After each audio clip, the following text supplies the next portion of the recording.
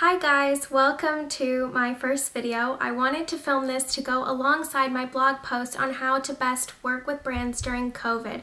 So I'm going to jump right in and get to my top tips, and I'm also going to give you a little bit of insight from a PR company that I spoke with on how they also best recommend to work with brands during this horrible time.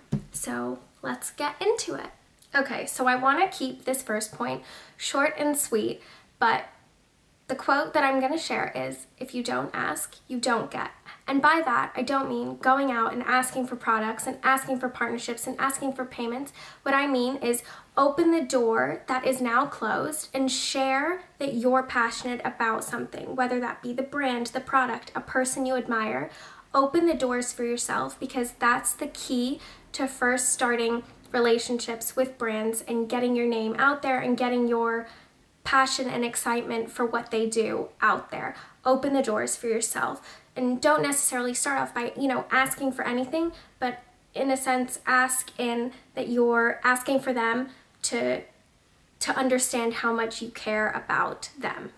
Everyone wants to get paid from working with brands and working with PR companies, but ultimately, the one thing that brands really love when they're working with someone is that the person they're working with is really passionate about what they're putting out there and what they're putting forward.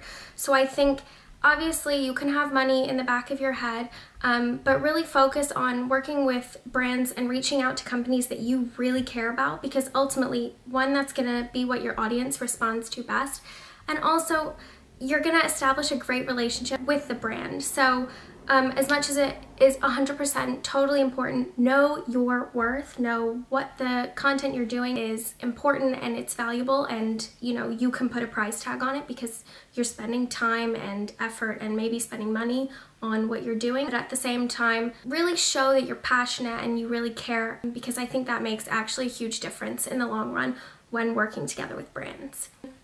So the next thing on my list was a question someone sent me is, what do I even say when I'm reaching out to a brand? So I think that there's quite a lot of do's and don'ts, and obviously everyone has their own strategy for how to reach out to a brand and what you're gonna say, but I'm just looking at my phone because I wrote down some notes.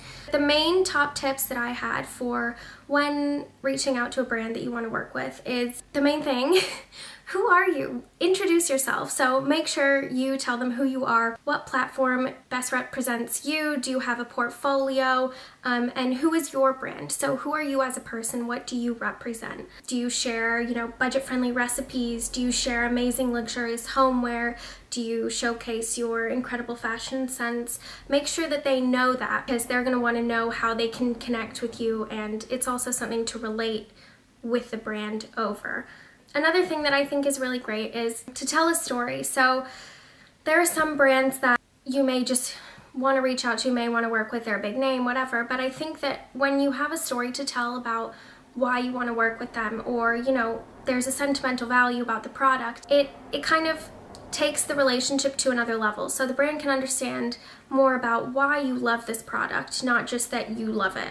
For example, there was a honey brand that I love, and I have been drinking tea with honey since I was a little girl, and my grandma used to serve it to me in a little glass teacup with milk and honey. And so when I reached out to them, I told them the story because honey is really important to me. I eat it almost every day, and I wanted them to know how much I really value their brand and how it has sentimental value to me. And I think that helps across the board, no matter with what you're doing. Adds another level of dimension to the conversation and to what you're sharing with them and why you want to work with them. Obviously, after all of this, about you, tell the story. Why are you emailing them? They're gonna want to know, what is this person doing in my inbox? So tell them, do you want to work with them? What's your ideas? Always share, because I think that if you don't say, they're just gonna be like, oh, thank you for the compliments, thanks for sharing your story. But tell them that you want to work with them and that you love them as a brand, and potentially that you're interested in starting a long-term relationship with them. I think that that's something that's really important, because for me, when I'm working with someone, it's nice to have a one-off, partnership, but at the same time, if you can build a relationship and potentially represent and share this brand for the long run, there's a lot more in that. And yeah, I think that's a great thing to include when contacting brands and, you know, discussing how you're going to partner with them. Okay, and the last thing I wrote on this on this list is to sign off in a friendly way. Obviously, you're gonna be nice, cordial, and friendly, but just don't be too formal. I think it's important to make sure your personality comes across when you are speaking with a brand, because they could be talking to like hundreds of thousands of people, photographers, bloggers, who knows what. But you need to stand out. So obviously, don't be signing off like, you know, peace out, y'all, unless that's what you do. But, you know, do something nice, show them that you're friendly and you're outgoing and you're interested in connecting with them, and they'll love you. Okay, so I did write a few do nots. So the things that I usually steer clear of is don't tell them how you've worked with other brands, because, you know, you want to be focused on who you're speaking with, not that you've worked with, you know, so many name brand people and whatever. And don't tell them how much you're being paid for stuff or how much you charge or whatever right off the bat, because you never know, they may even have a bigger budget than what you're asking for. But more likely that they'll want to talk to you and get to know you before getting to know your fees.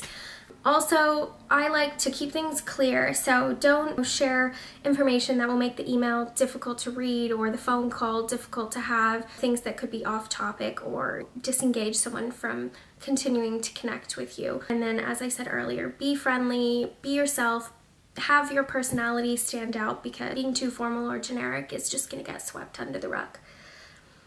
Okay, so that's enough of my opinion. I spoke with Colleen from Crew Communications, which is a lovely PR company based in London. She's super experienced, her and her partner both, and they've established this female-led PR company, and they work with a bunch of amazing brands. So she's given some insight for me to share with you guys. So very similar.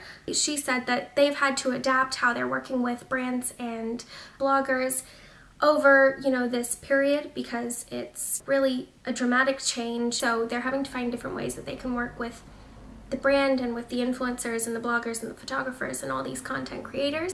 She said one of the most amazing things that a lot of influencers did, although it wasn't paid, was when they first announced that the brands they were working with weren't going to be able to continue opening their doors, was that a lot of people shared different ways you could still support the brand on social media. So whether that's just posting, you know, reposting an Instagram post that the brand may have shared saying, you know, look, you can get this pizza delivery, or this cocktail brand is making a cocktail delivery service, go check it out. It's those little things that take 2 or 3 seconds but can mean a lot to a PR company and a brand, and potentially in the long run they reflect well onto you and your relationship with the PR and the brand, and those really helped. So she said that that was a really great way they initially got things going during this time. She also mentioned, like I said, that you shouldn't be afraid to reach out, find out what the clients are up to, what they're doing during this time, how you can help, and then potentially start a relationship with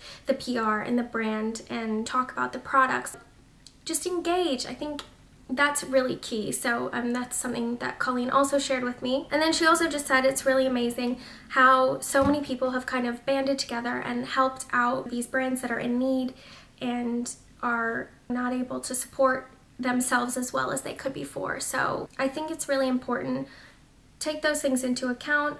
This is from a PR and brand perspective too. So it's not just from me, it's from, you know, someone who has established their own company and is very well known within the hospitality business.